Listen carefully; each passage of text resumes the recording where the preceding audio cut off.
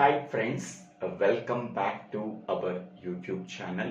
Today we have to discuss about role of pivot element in quicksort algorithm in data structures course, design and analysis of algorithm course and advanced data structure course. Pivot element plays a major role in the quicksort algorithm. Mainly, it performs three roles. First one is partitioning the array.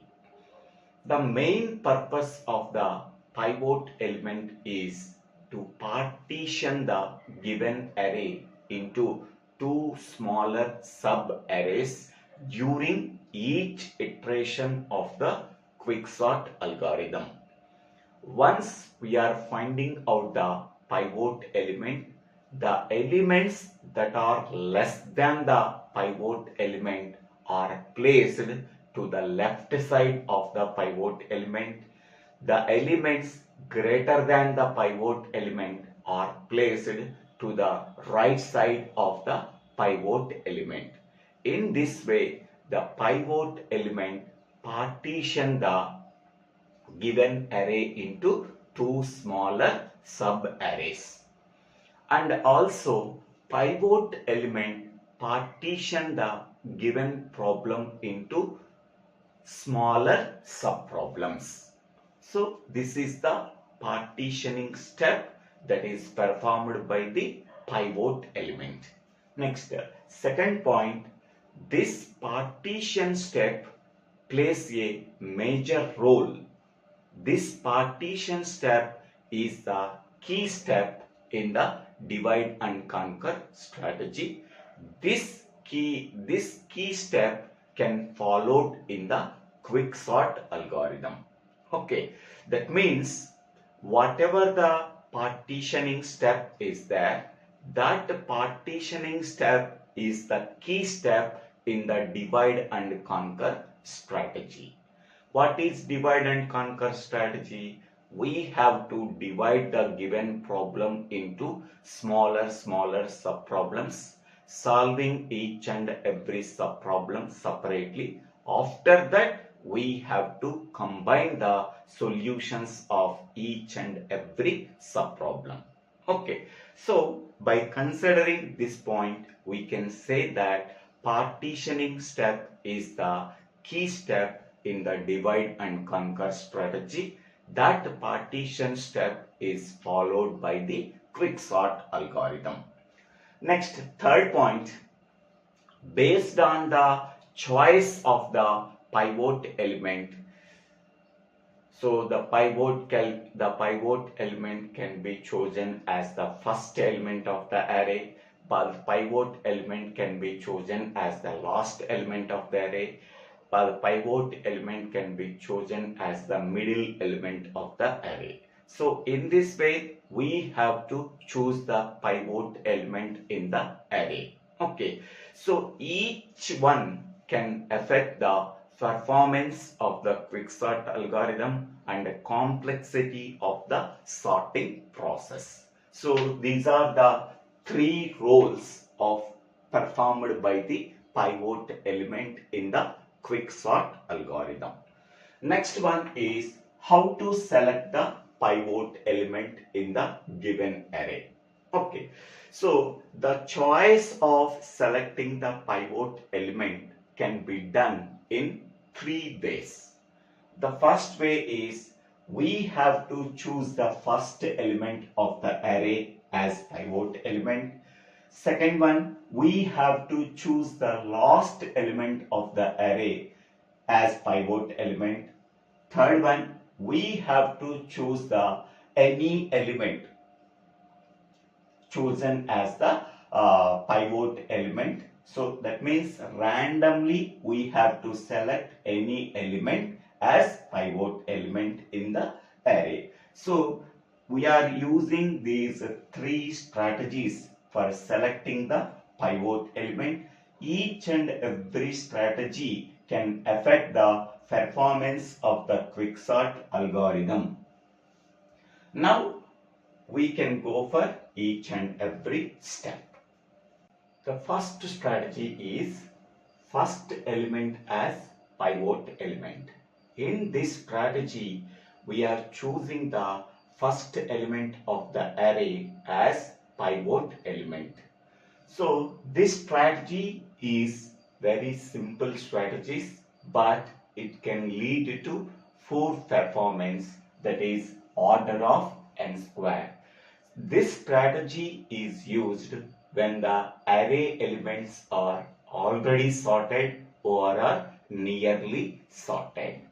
So example, we are considering the array 10, 7, 8, 9, 1, 5. There are 6 elements are there in that array.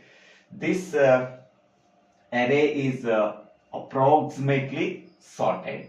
Okay, not completely sorted.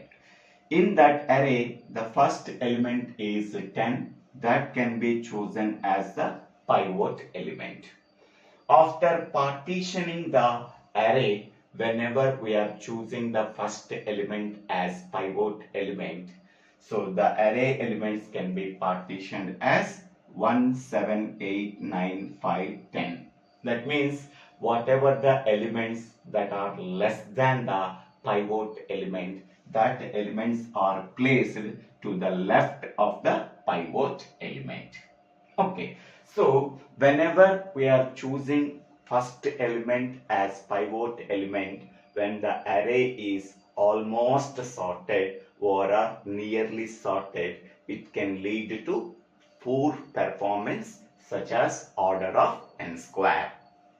Next, the second strategy is last element as pivot element. That means we are choosing the last element of the array as pivot element. So this strategy is also similar to first strategy, but it can produce order of n square time complexity because the array is already sorted or are nearly sorted. So example, considering the array contains 6 elements, 10, 7, 8, 9, 1, 5. What is the last element of the array? That is 5. So pivot element can be chosen as the last element of the array. This pivot element can partition the array into two parts. So after partitioning the array, the elements that are less than the pivot element can to the left placed left side of the pivot element. The elements that are greater than the pivot element that are placed to the right side of the pivot element. So the left sub array contains a single element, the right sub array contains 4 elements. Okay, so that we can say that it can lead to worst case performance, that is order of n square time complexity. Next, the third case is random element as pivot element. We can choose any element from that array. That element can be considered as pivot element.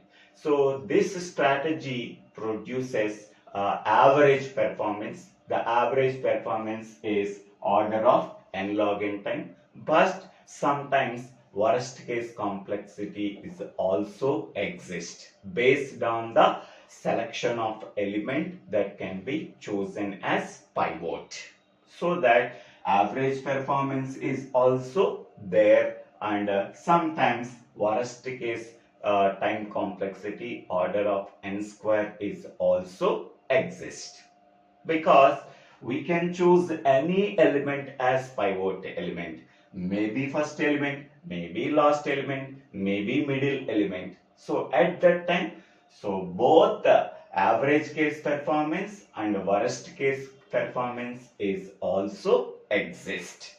Consider the example. Consider the array. Array contains 6 elements, 10, 7, 8, 9, 1, 5. So here I am choosing the pivot element as 8. So after choosing the pivot element 8, the given array can be partitioned into two sub arrays. the elements that are less than the pivot element belongs to the first subarray. The elements that are greater than the pivot element can be considered as right subarray. Okay, so after partitioning, the elements are 1, 7, 5, 8, 9, 10. Next, fourth strategy. These are the two different strategies. So first one is median of 3 as pivot element. It is nothing but in the first case we are choosing the first element of the array, that is 10. In the second case we are choosing the pivot element as last element of the array, that is 5. In the third case, we are choosing the random element as pivot element, that is 8. So here we are choosing the 10, 8, 5. So median of these three elements, 10, 8, 5. So that element can be median of that three elements can be taken as pivot element. So the pivot is chosen as the median of the first comma, middle and the last element. First element is nothing but 10. Middle element is nothing but 8. Last element is nothing but 5. So these are the previous three cases. So this strategy almost reduces the worst case time complexity, that is order of n square. Okay, it almost reduces the worst case scenario. So the worst case time complexity of quicksort is order of n square, so that it reduces the worst case time complexity scenario and provides a better average performance, that is nothing but order of n log n time complexity. Okay. So when compared to the previous cases, so this case provides the average performance, that is order of n log n time, because it reduces the average scenario of the it reduces the worst case scenario of the quicksort. Because of that reason, we are getting the average performance, that is order of n log n time. Consider the array 10, 7, 8, 9, 1, 5. 6 elements of the array. Pivot is chosen as median of 10, 8, 5. So middle or median of that three elements is 8. So pivot is equal to 8. After partitioning the array by using the pivot element, the array can be divided into two parts. The elements that are less than the pivot element are placed left hand side of the pivot element. The elements that are greater than the pivot element that are placed to the right side of the pivot element. So almost it is the middle element. So whenever the middle element can be chosen as pivot element, it partitions the given array into two sub-arrays. Again, each and every sub-array apply the quicksort algorithm for the left subarray and the right subarray. So this strategy gives the average performance, that is order of n log n time. Order of n log n time. Because first strategy gives order of n square time complexity because array is already sorted. Second strategy gives order of n square time complexity, array is already sorted. The third strategy also produces average performance, but worst case scenario is also existed. Okay.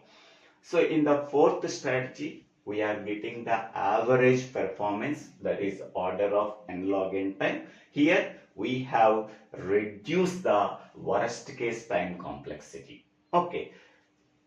So that the worst case time complexity is completely reduced, so that we are getting the average performance is order of n log n. Next, Fifth strategy is median of medians as pivot element. So in this case, pivot is chosen by recursively finding the median of medians. Okay, so we are finding out medians 3 or 4 times. After that, we are finding out the median of medians. Whatever the value we are getting, that value can be chosen as the pivot element. In the previous case, we are choosing 10, 8, 5. So among them, median element is 8, so that it can be chosen as 8. So in this way, there are 3, 4 cases are there. From each and every case, we are choosing the median element. So in the first case, 8. In the second case, some other element. In the third case, some other element. So these are the medians. From the 3 cases, whatever the medians we are getting, we have to find out the median of medians. So whatever the value we are getting, that value can be taken as the pivot element. So this method ensures order of n log n time complexity even in the worst case also. So this approach theoretically okay, but it contains more complexity. So because of that reason, practically it is not implemented. Theoretically it is okay, even though it can produce the order of n log n time complexity. Okay, so these are the 5 strategies we are choosing the pivot element from the given array. So first 3 are most used.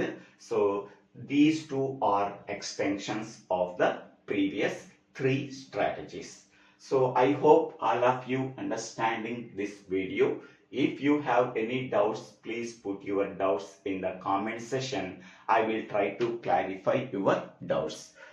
If you really understanding this video, please subscribe my YouTube channel. So Divvela Srinivasa. After subscribing my YouTube channel, click on the bell icon to get the future updates in my YouTube channel. In the comment box, I am giving the data structures playlist and the design and analysis of algorithms playlist. Go through that playlist, understanding the concepts and getting more marks. Thank you one and all for watching this video.